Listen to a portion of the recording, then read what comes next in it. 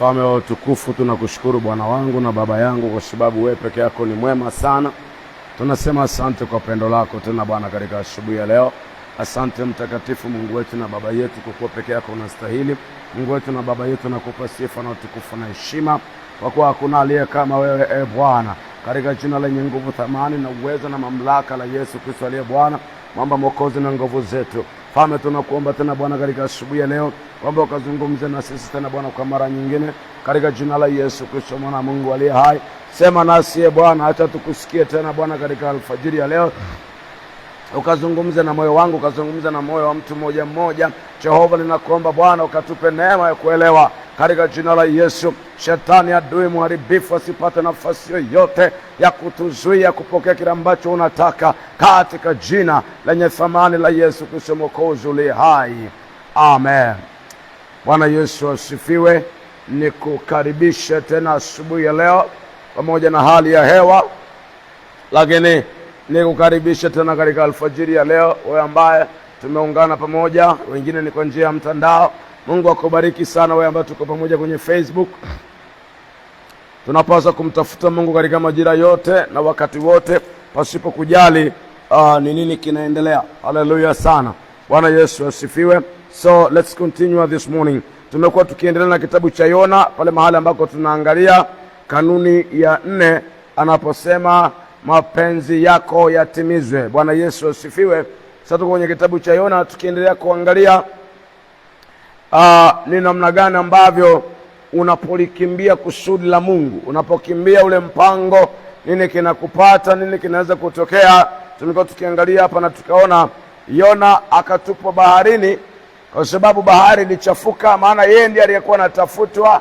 Alipokuwa anatafutwa akatupwa baharini kwa sababu alipendekeza mwenyewe, na wale watu japokuwa walilalamika sana wakiogopa kumtupa, lakini mwisho wa siku, kwa sababu bahari iliendelea kuchafuka tu ikutulia, ikabidi wamtupe. Wamemtupa baharini sasa, na Biblia ikaeleza vizuri kwamba Mungu akaweka samaki mkubwa ili ammeze Yona.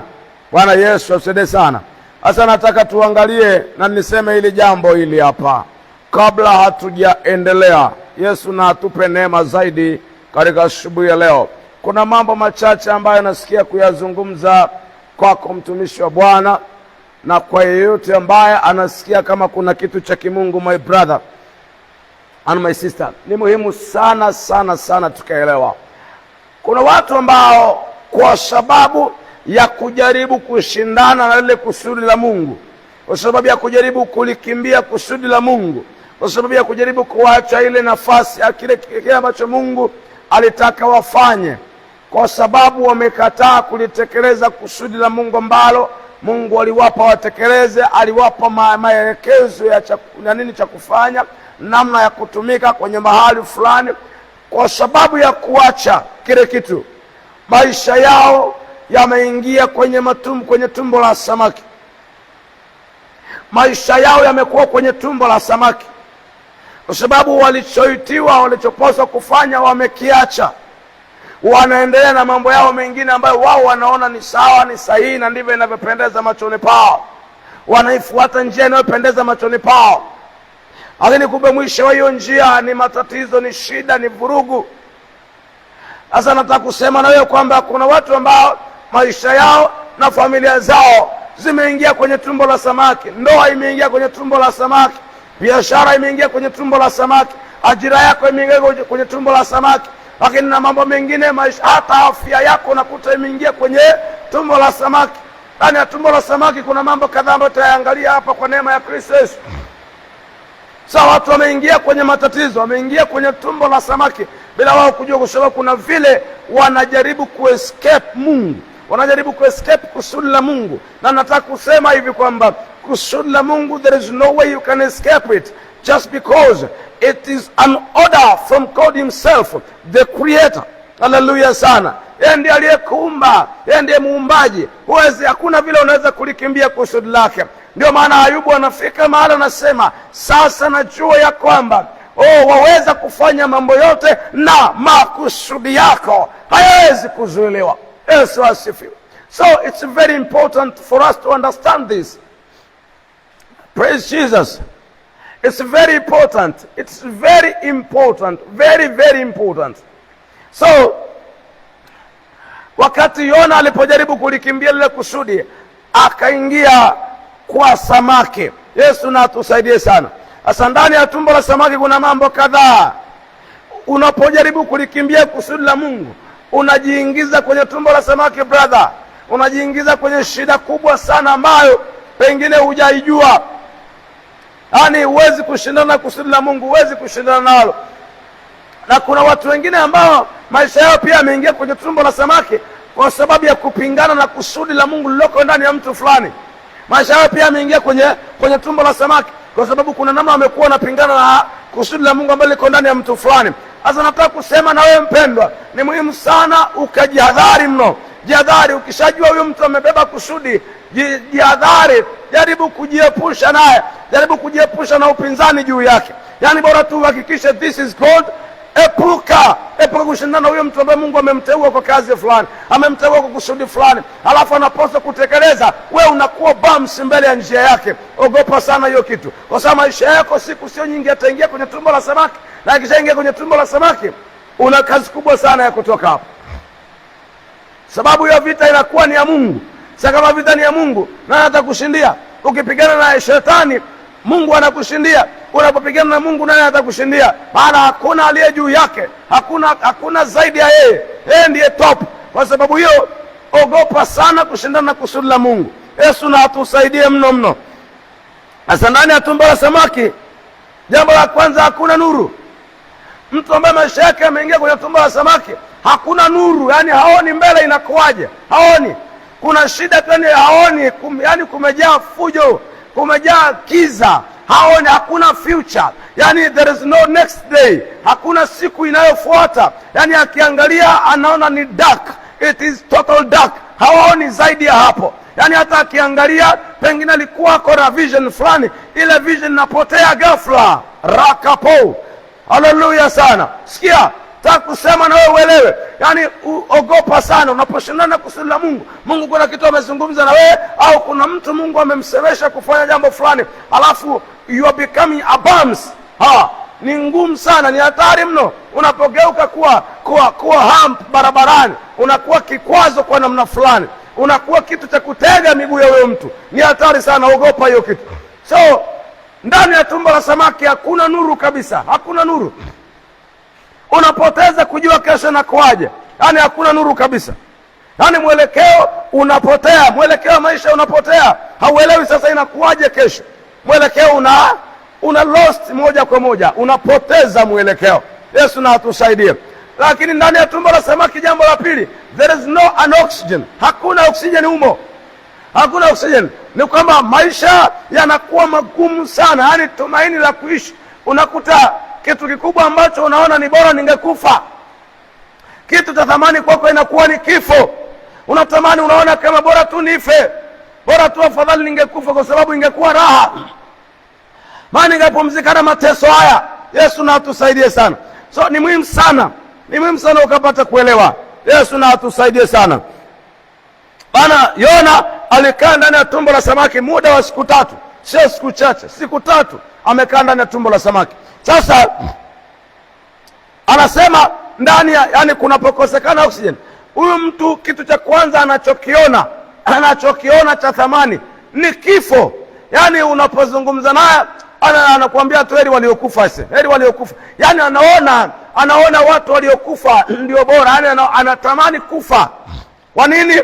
Kwa sababu maisha yake yamepoteza oxygen kwa sababu ya kulikimbia kusudi la Mungu. Ameshaingia ndani ya tumbo la samaki. Yesu atusaidie sana. Lakini jambo la tatu, ndani ya tumbo la samaki hakuna freedom, hakuna uhuru hata wa kugeuka.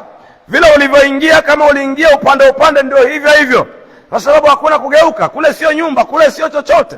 Yani kule hakuna mahali pa kukaa, kwa hiyo hakuna uhuru, there is no freedom. Unakaa hivyo, yani huwezi kujigeuza, huwezi kufanya nini mpaka pale mwisho. Yesu na atusaidie sana. Kwa hiyo unapoingia kwenye tumbo la samaki, maisha yako yanapoingia kwenye tumbo la samaki, unajikuta kila unachokifanya Ukigeukia hiki kinakwama, unageukia hiki kinakwama, unaenda hivi kinakwama, unafanya hiki kinakwama, kila kitu kinakwama. Wakati mwingine unapokutana na hali hizi ambazo tunazizungumza hapa, nenda kaulize Mungu, ni nini ambacho kinatokea? Nini shida iko hapa? Ni nini ambacho pengine umenipa maagizo sijafanya? Yaani kuna nini? Au nani ambaye pengine mimi namzuia kwa namna moja ama nyingine? Kwa sababu unapojaribu kushindana ile kusudi la Mungu, umejiingiza kwenye tumbo la samaki. Na ndani ya tumbo la samaki hakuna kinachoendaga, maana hakuna uhuru wa kujigeuza. Yesu na atusaidie sana. Lakini ndani ya tumbo la samaki hakunaga ndugu wala rafiki humo. Wote wanakimbia, wote kabisa. Unabaki peke yako. Ndio kuna majaribu, na unapoingia kwenye jaribu inaweza ikatokea hii ukajikuta uko peke yako, sababu tutaongea wakati mwingine sababu za mambo kama hayo. Unaweza ukajikuta uko peke yako. Hiyo tuiache kwa sababu ni habari nyingine. Hiyo tuiache. Hasa unaweza ukajikuta kweli una ndugu wala rafiki. Lakini kuna ile ambayo wanaondolewa kimakusudi ili ubaki wewe kama wewe, kwa kuwa hawatakiwi waingie kwenye hiyo changamoto yako. Ulijiingiza mwenyewe. Wakiingia kwenye hiyo changamoto watapigwa pamoja na wewe. Kwa mfano tunajifunza kwa mtu anaitwa Yehoshafati the king. Mfalme Jehoshafati. Yehoshafati anaenda kumsaidia Ahabu vita. Kwenye Mambo ya Nyakati ipo na kwenye Wafalme pia ipo. Anapoenda kumsaidia Ahabu vita, anaenda kule anaponea chupu kuuawa. Jambo la kwanza, maana alijiingiza kwenye jambo ambalo alikuwa lake. Ahabu anatenda kinyume na makusudi ya Mungu, anaishi kinyume na makusudi ya Mungu. So ameingia kwenye huo mtego Mungu anataka muondoe duniani. Yehoshafati akajiingiza kichwa. Na kabla hajajiingiza, Mungu anazungumza kabisa through Mikaya kwamba Bwana Mungu, ni mimi niliona kabisa kwamba kuna pepo uongo wameingia ndani ya manabii wako 400. Hao manabii wako wanakutabiria haya, ni kweli, lakini wao wanakudanganya hao. Ahabu anapoambiwa vile na Mikaya, wakati Mikaya anazungumza na mwenye kupendekeza kwamba aletwe Mikaya ni huyu Yehoshafati, analisikia neno la Bwana na anajiingiza kichwa. Ameshasikia makusudi ya Mungu na anapingana nalo kichwa kwa makusudi kabisa.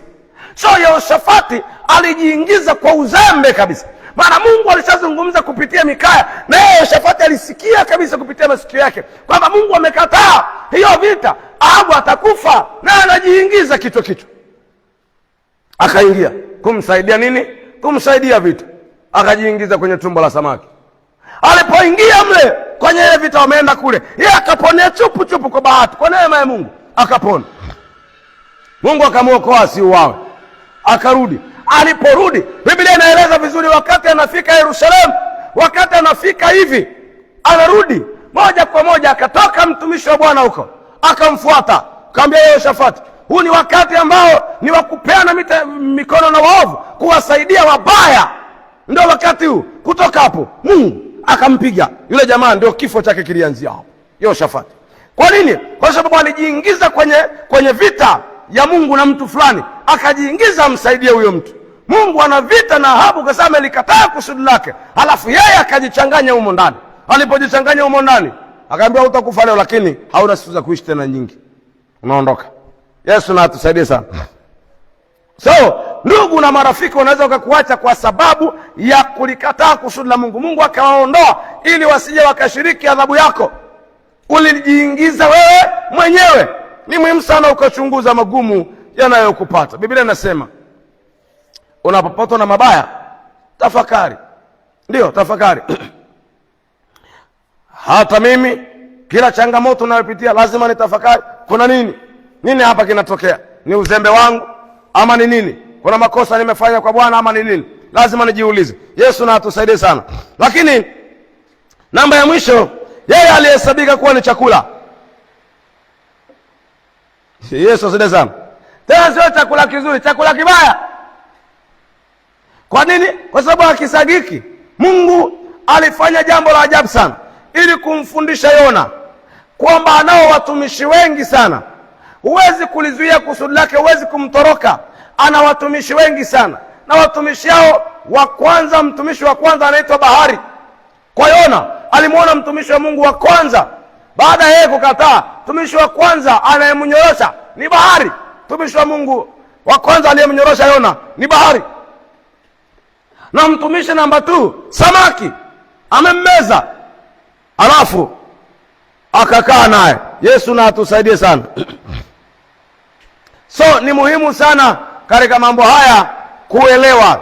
Ni muhimu sana brother, usishindane na kusudi la Mungu. Kama Mungu kuna jambo amekuambia, hebu jaribu kulifanya kama lilivyo, ili usije ukaingia kwenye changamoto ambayo kujitoa ni ngumu mno. Kujitoa huenda usiweze kabisa, kwa sababu itakuwa vigumu sana kuweza kujitoa kwa sababu unayepigana naye wakati huo anakuwa ni Mungu, sio mwanadamu.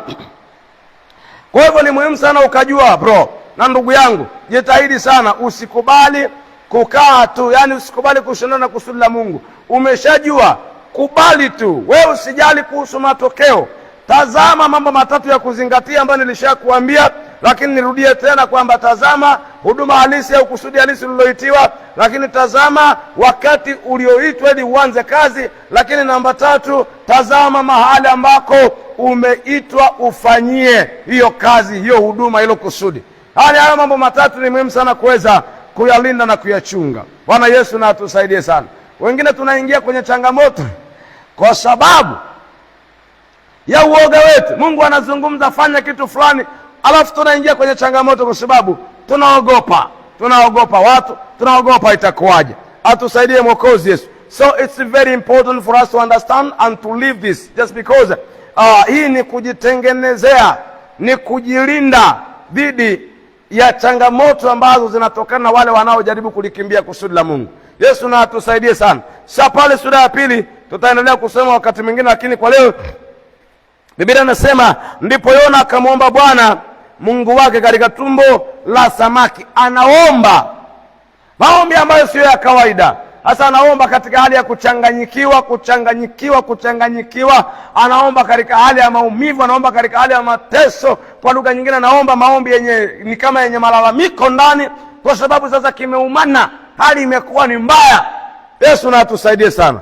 So ni muhimu sana tukachunga na tukalinda, tusiingie kwenye tumbo la samaki kwa sababu ya kushindana na Mungu. Baba, katika jina la Yesu, asante kwa asubuhi ya leo ya pekee Bwana.